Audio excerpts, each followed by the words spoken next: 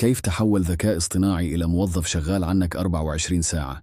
أنا تكتيونو، وهاي تكنولوجيا بدون تعقيد.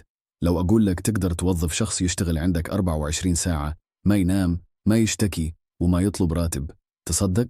هذا هو الذكاء الاصطناعي إذا عرفت تستخدمه صح.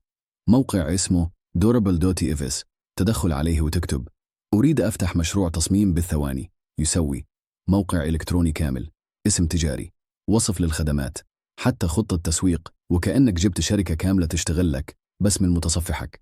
بعد ما تسوي الموقع تربطه بأدوات مثل ميلر لايت أو كونفرت كيت، وتبدأ تبني قائمة بريدية تبيع من خلالها خدماتك أو منتجات بالعمولة.